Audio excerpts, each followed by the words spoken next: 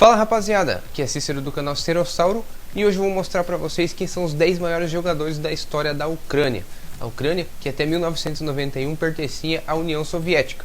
Portanto, alguns jogadores aqui jogaram tanto pela União Soviética como pela Ucrânia, outros somente pela União Soviética e outros somente pela Ucrânia. A seleção ucraniana possui um título de grande importância, que foi a Copa do Mundo Sub-20 de 2019. É um país que vem tendo uma grande evolução aí no esporte, e isso se dá principalmente pela grande quantidade de estrangeiros que possui na sua liga, aumentando o interesse local e mesclando aí o talento ucraniano com o latino, o asiático, entre outros. Então vamos começar aí a listagem dos 10 melhores.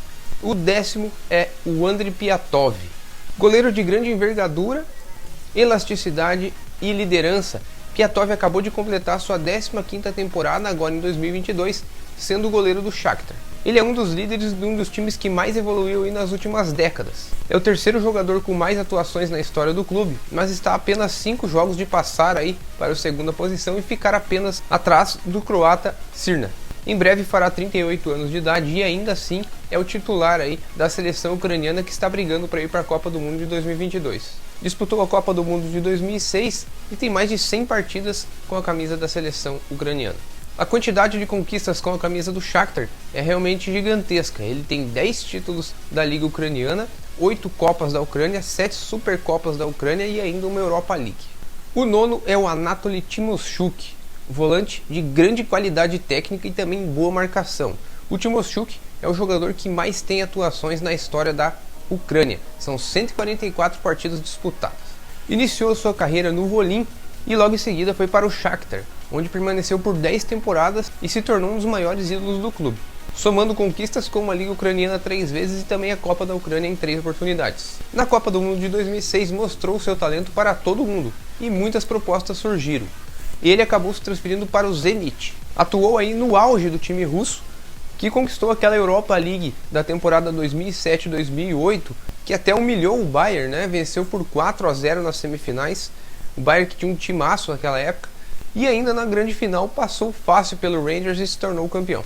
Venceu também a Liga Russa 2 vezes. E a grande atuação ali contra o Bayern foi notada, né? Tanto é que o Bayern fez de tudo para levar o jogador e anos mais tarde ele assinou com o time alemão e também fez 4 ótimas temporadas lá. Teve muita regularidade no meio de tantos craques e conquistou aquela Liga dos Campeões de 2012 e 2013 com Robben, Ribéry e companhia. Já veterano, retornou ao Zenit, jogou por algum tempo lá e depois foi para o Cazaquistão, onde jogou mais uma temporada e aí se aposentou em 2016. Após se retirar, ele virou auxiliar técnico do time russo. Na 8ª posição, Serhii Rebrov. Ele é simplesmente o maior artilheiro da Liga Ucraniana. Começou sua carreira no Shakhtar, porém sem muitas oportunidades se transferiu para o Dinamo de Kiev e lá se tornou um dos maiores ídolos da história do clube. Fez 11 temporadas aí no time da capital e teve mais destaque aí nas 8 primeiras, quando participou daquele time onde ele foi dupla de ataque com nada mais nada menos que Shevchenko. E esse time chegou até as semifinais da Liga dos Campeões, inclusive eliminando o Real Madrid nas quartas de final. Nessa época, o Dinamo de Kiev fazia frente com os maiores times da Europa, sempre estava chegando pelo menos na fase de mata-mata da Champions. Após o sucesso em seu país, ele se transferiu para o Tottenham, que pagou 11 milhões de euros pela sua transferência. Fez uma boa primeira temporada lá na Inglaterra, porém o Tottenham não tinha o mesmo poder aquisitivo que tem hoje e não pôde montar grandes elencos. A sua segunda temporada pelo Tottenham foi mais complicada, teve lesões e ficou a maior parte do tempo no banco de reservas, e então ele trocou a Premier League pela Liga Turca, sendo emprestado para o Fenerbahçe. Novamente as lesões o perseguiram no novo país, porém quando esteve em campo ajudou bastante aí o Fenerbahçe a conquistar um campeonato turco.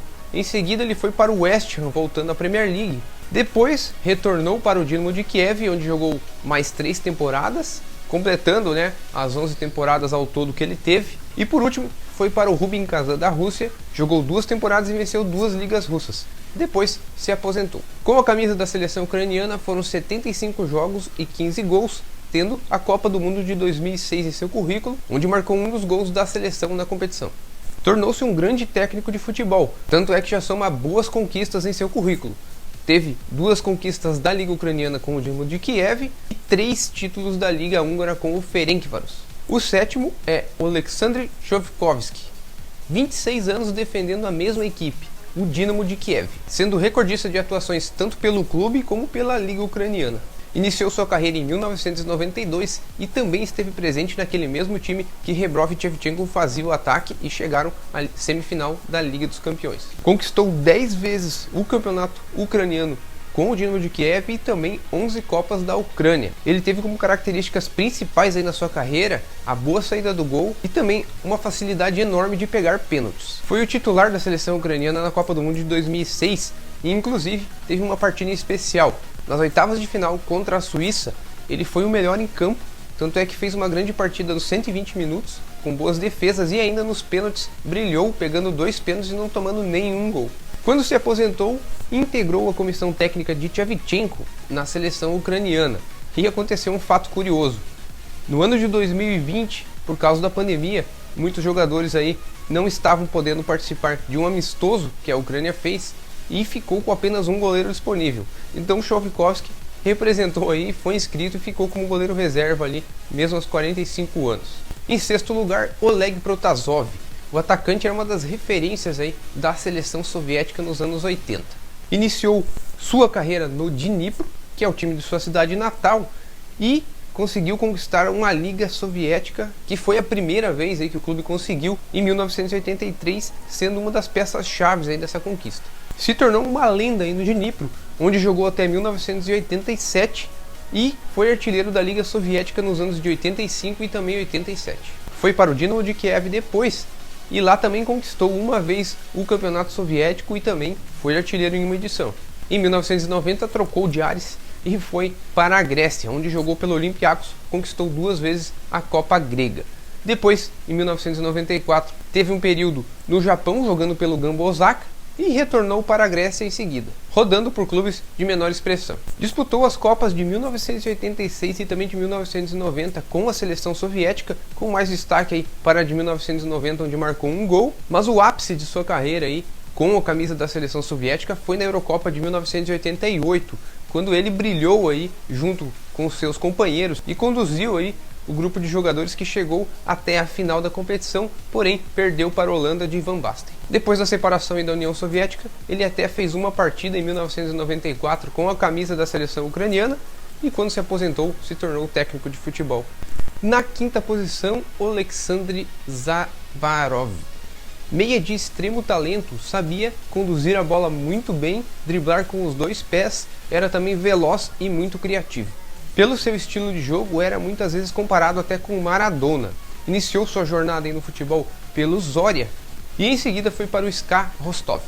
Depois ele voltou ao Zorya e em seguida foi para o Dinamo de Kiev, onde começou a ganhar títulos, como o importante título da Winners' Cup, que é a antiga Europa League. Também conquistou 2 vezes a Liga Soviética. O destaque do meia aí na Liga Soviética chamou a atenção da Juventus, que assim que pôde, contratou o meia para ser substituto de Michel Platini, que havia se aposentado. Ele foi o primeiro jogador soviético a jogar no campeonato italiano. Contudo, a missão de substituir um craque como Michel Platini foi uma tarefa muito árdua aí para o ucraniano e ele não obteve o rendimento que a diretoria da Juventus esperava. Mesmo assim, ele teve boas participações aí e ajudou a Juventus a conquistar uma Copa da Itália e também uma Copa da UEFA. Depois de 2 temporadas em Turim, ele trocou o time italiano pelo Nancy da França, onde jogou por 5 temporadas. Em seguida, ele foi jogador e treinador ao mesmo tempo de uma equipe semiprofissional também da França. Rodou por muitos clubes aí sem sucesso como treinador, mas conseguiu se firmar na carreira como comandante do Dinamo de Kiev. Com a camisa da seleção soviética, foram 2 Copas do Mundo disputadas, de 86 e também 90, além da Eurocopa de 88. Em 41 partidas marcou 6 gols aí com a camisa da seleção soviética. Em 1986 foi eleito o melhor jogador soviético e nesse mesmo ano ele chegou a ser 6º colocado na Bola de Ouro. O 4º lugar temos Oleksiy Mikhailichenko. Ponta esquerda de muita categoria, tinha muita facilidade em abrir espaços na defesa adversária e também mostrava uma visão de jogo incrível e ótimos chutes. Nascido em Kiev, começou sua carreira no Dinamo em 1980 e ficou lá até 1990. Conquistou a Liga Soviética em 4 oportunidades, 2 Copas Soviéticas e a Winners' Cup. Individualmente, foi melhor jogador soviético uma vez e melhor jogador ucraniano 2 vezes. Em 1988, o atleta teve um ano fantástico. Obteve atuações belíssimas aí com a camisa da União Soviética na Eurocopa, que chegou à final e perdeu para a Holanda, mas também foi campeão dos Jogos Olímpicos do mesmo ano, vencendo inclusive a seleção brasileira na final, e ainda nesse ano foi o quarto na corrida pela bola de ouro. O Mikhailichenko ainda trocou o Dinamo 1990 pela Sampdoria e foi campeão italiano com o time, fazendo uma belíssima temporada, e superando gigantes como Milan, Inter e Juventus. Porém, em 1990 nem tudo foi alegrias para o craque, que teve uma lesão às vésperas da Copa do Mundo e não pôde disputar a competição. Em seguida, foi para o Rangers da Escócia, onde se tornou uma lenda no clube escocês, conquistando 5 vezes a Liga Escocesa em 5 temporadas. Aposentou-se em 1996.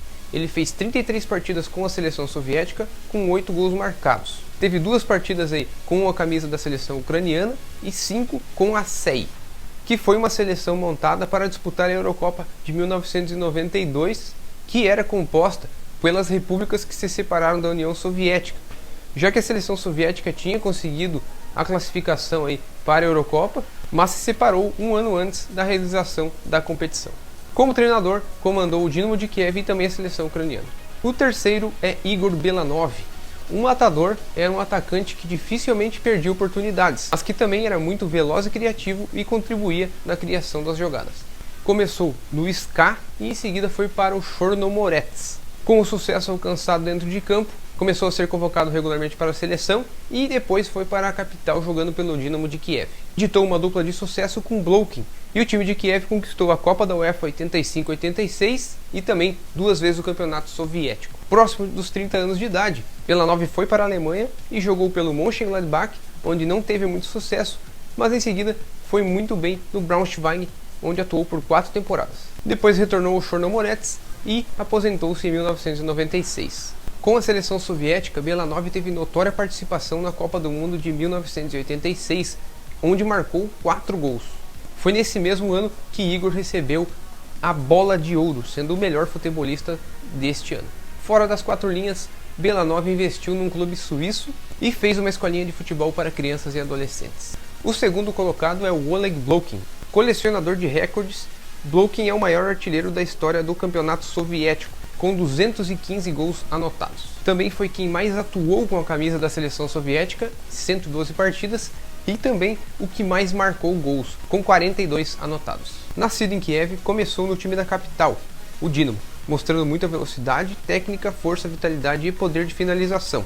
Brilhou pelo time ucraniano em toda a sua carreira, conquistando inúmeros títulos, como o Campeonato Soviético 8 vezes, a Copa Soviética 5 vezes, 2 vezes a Copa da UEFA e também uma Supercopa. Jogando como meio atacante, o Blokhin realmente era um destruidor de defesas, fazia dribles fenomenais e também gols de tudo quanto é jeito. Ele foi bola de ouro em 1975, mesmo ano de uma das conquistas da Copa da UEFA pelo Dinamo, fez mais de 400 partidas com o time ucraniano e é até hoje o maior ídolo da história do clube. Já no finalzinho de sua carreira, disputou uma temporada num time austríaco e outra num time do Chipre, aposentando-se em 1990.